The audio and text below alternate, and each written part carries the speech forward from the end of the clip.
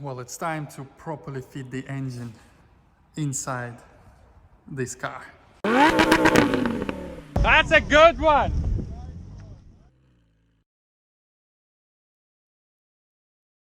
Well, now we need to do engine mount.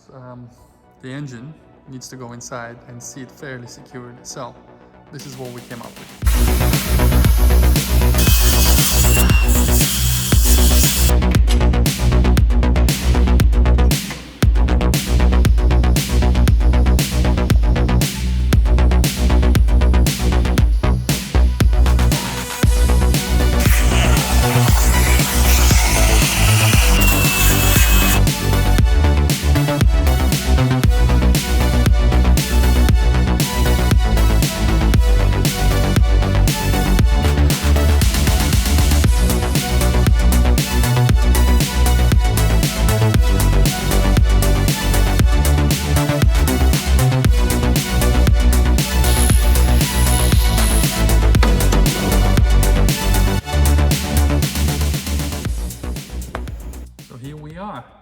This is the gearbox mount.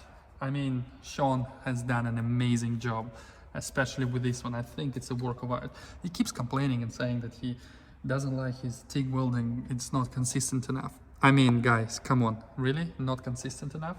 Amazing. I'm using generic bushes. These are for buggy something. I can't remember the diameter. I'll probably leave a link in the description. I think I bought those from Amazon actually. I've used them before. They work really well. These are purple because I tried black before, Black Series, and I found them a little bit too harsh.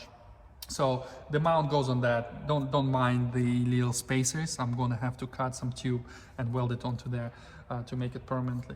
Then 4 bolts fitting onto the chassis, and on the engine side we came up with something like this.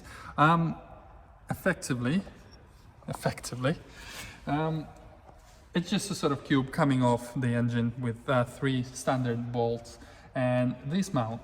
So this was inspired by dragsters, the 4,000 horsepower dragsters. They actually used a similar mount. It basically sits on top of the tube like that.